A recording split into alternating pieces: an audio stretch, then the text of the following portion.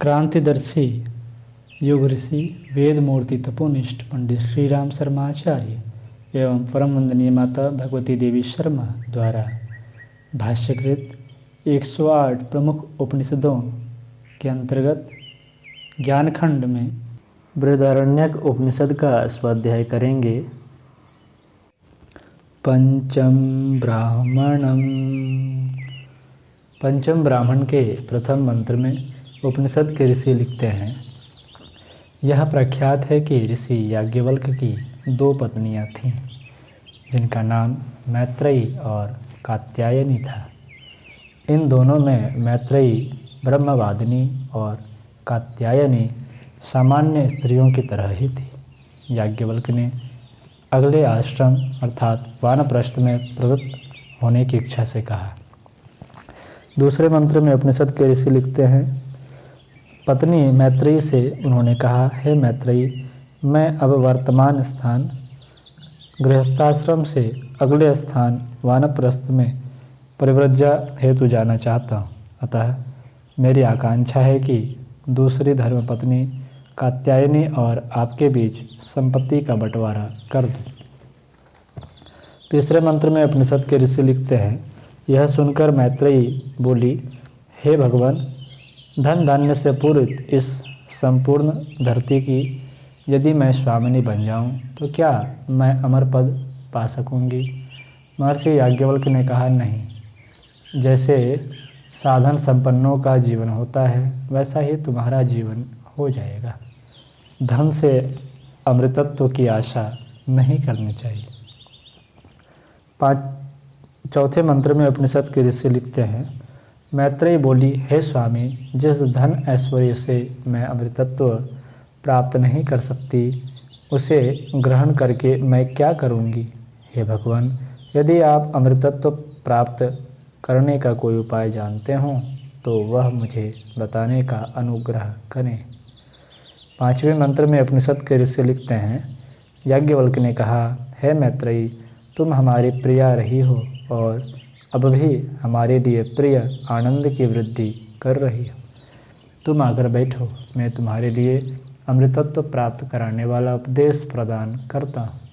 तुम मेरे उपदेश का निधिध्यासन अर्थात अनुपालन करना। छठे मंत्र में उपनिषद के ऋषि लिखते हैं, ऋषि याज्ञवल्क्य ने कहा, हे मैत्रेयी, निश्चित ही पति की आकांक्षा पूर्ति के लिए पति प्रिय नहीं होता,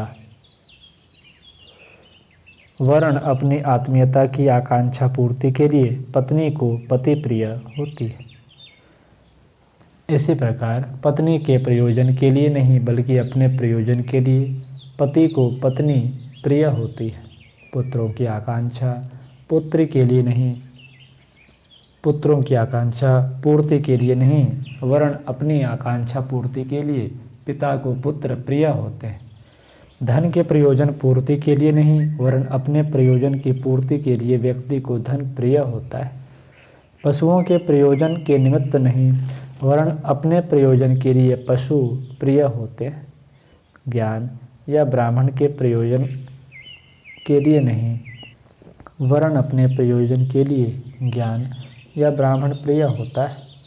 शक्ति अथवा क्षत्रिय ही आकांक्षा के लिए नहीं वरन अपनी आकांक्षा पूर्ति के लिए शक्ति या क्षत्रिय प्रिय होते हैं।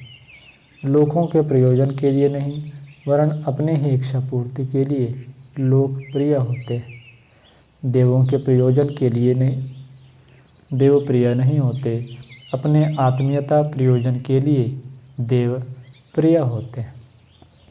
वेदों के प्रयोजन के लिए नहीं वरन निज के प्रयोजन के लिए वेद प्रिय होते हैं। प्राणियों के हित के लिए नहीं वरन अपने हित के लिए प्राणी प्रिय होते हैं। सभी के हित के निमित्त नहीं वरन अपने हित के निमित्त सब प्रिय होते हैं। इसलिए हे मैत्रेयी, यह आत्मा ही दर्शन करने योग्य, श्रवण करने योग्य, मनन करने योग्य और निधिध्यासन अर्थात अनुभव करने योग्य है।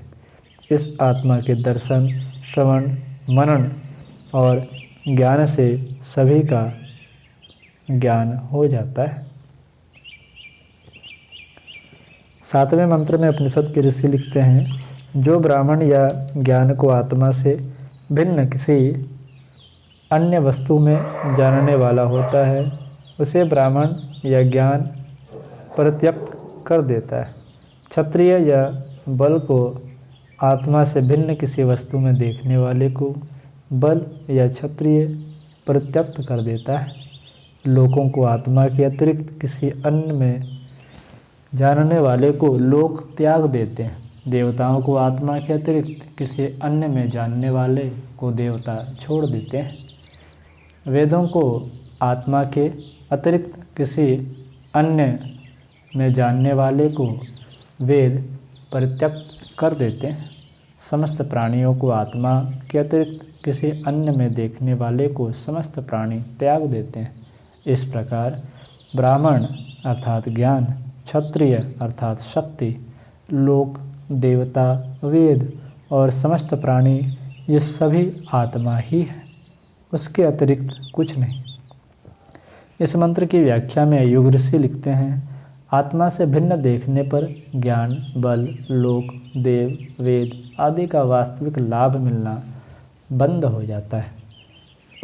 उनका कलेवर भर बना रहे तो कुछ लाभ नहीं होता। 8वें मंत्र में उपनिषद के ऋषि लिखते हैं, जिस प्रकार बजती हुई दुंदुभी ने बाहर निकलते हुए शब्दों को ग्रहण कर सकने, रोक सकने में कोई दूसरा समर्थ नहीं है, उन शब्दों को केवल स्वयं दुंदुभी अथवा उसका वादक ही ग्रहण कर सकता है, उसी प्रकार आत्मा को ग्रहण करने में आत्मा ही समर्थ है अथवा आत्मा के संचालक प्राण द्वारा ही ग्रहण किया जा सकता है। 9वें मंत्र में उपनिषद के ऋषि लिखते हैं, जिस प्रकार बजाए हुए शंख के शब्दों को केवल वह शंख अथवा उसका वादक ही ग्रहण कर सकता है, अन्य कोई ग्रहण करने में समर्थ नहीं है, उसी प्रकार आत्मा अथवा संचालक द्वारा ही आत्मा को ग्रहण किया जा सकता है। 10वें मंत्र में उपनिषद के ऋषि लिखते हैं, जैसे बजाई जाती हुई वीणा के शब्दों को स्वयं वह वीणा अथवा उसका वादक ही ग्रहण कर सकता है, अन्य कोई नहीं, उसी प्रकार आत्मा को आत्मा द्वारा अथवा उसके संचालक द्वारा ही ग्रहण किया जा सकता है। 11वें मंत्र में उपनिषद के ऋषि लिखते हैं, जिस प्रकार चारों ओर से आधान किए हुए गीले ईंधन से उत्पन्न अग्नि से ध्रुव निकलता है, उसी प्रकार है मैत्रेयी, ऋग्वेद, यजुर्वेद, सामवेद, अथर्ववेद, इतिहास, पुराण, उपनिषद, सूत्र, श्लोक, व्याख्यान, अनुव्याख्यान, इष्ट अर्थात यज्ञ, हुत अर्थात यज्ञ किया हुआ, आशित अर्थात खिलाया हुआ, पायित अर्थात पिलाया हुआ, इहलोक, परलोक और समस्त प्राणी उस महान सत्ता के निःश्वास ही है। 12वें मंत्र में उपनिषद के ऋषि लिखते हैं, जिस प्रकार समस्त जलों का आश्रय स्थल एकमात्र समुद्र है, समस्त स्पर्शों का अयन त्वचा है, समस्त गंधों का आश्रय नासिका है, समस्त रसों का आश्रय रसना अर्थात जिह्वा है, समस्त रूपों का आश्रय चक्षु है, समस्त शब्दों का आश्रय श्रोत्र, समस्त संकल्पों का आश्रय मन, समस्त विद्याओं का आश्रय हृदय, समस्त कर्मों का आश्रय हस्त, समस्त आनंदों का आश्रय उपस्थ, समस्त विसर्गों अर्थात विसर्जनों का आश्रय पायु अर्थात गुदा, समस्त मार्गों का आश्रय चरण है, उसी प्रकार समस्त ज्ञान अर्थात वेदों का एक ही आश्रय वाक् शक्ति अर्थात वाणी है।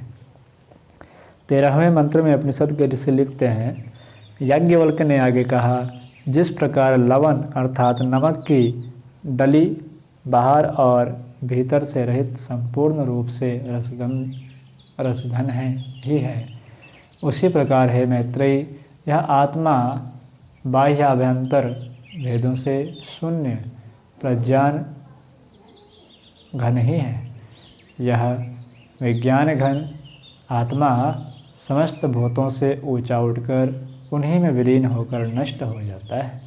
मृत्यु के उपरांत इस तत्व का नाम शेष नहीं रहता, अर्थात संज्ञा विहीन हो जाता है, क्योंकि वह देहेंद्रिय भाव से मुक्त हो जाता है। 14वें मंत्र में उपनिषद के ऋषि लिखते हैं, मैत्रेयी ने कहा, हे भगवान, यही आपने मुझे मोह में डाल दिया है। मैं इस उपयुक्त तथ्य को विशेष रूप से नहीं समझ सकती। याज्ञवल्क्य बोले, है मैत्रेयी, मैं मोह में डालने के लिए यह बात नहीं कह रहा हूँ। यह आत्मा निश्चित रूप से अमर्त्य अर्थात अविनाशी है और उच्छेद अर्थात नष्ट होने के धर्म वाली नहीं है।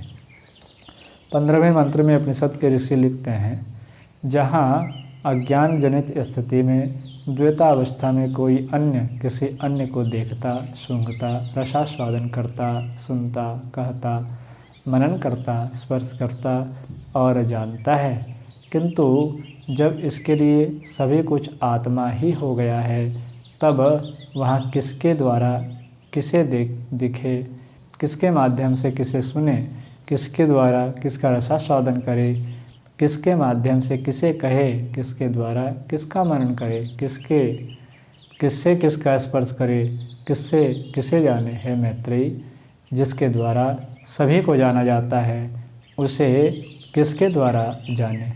वह आत्मा अग्राह्य है, जिसके विषय में नैति नेति ऐसा कहा गया है, उसका कभी नाश नहीं होता। वह आश्चर्य अर्थात नष्ट न होने वाला है। वह किसी से आसक्त नहीं होता। वह असंग है, वह कभी बंधन में नहीं बंधता। वह अबद्ध है मैत्रेयी, सर्वज्ञाता को जिसके द्वारा जाना जाए। हे मैत्रेयी, सर्वज्ञाता को किसके द्वारा जाना जाए। अरे मैत्रेयी, अमृतत्व की प्राप्ति के लिए इतना ज्ञान शिक्षा बहुत है। ऐसा कहकर याज्ञवल्क्य परिवज्जा हेतु चले गए। आज की कक्षा में इतना ही। अगली चर्चा हम लोग अगली कक्षाओं में करेंगे।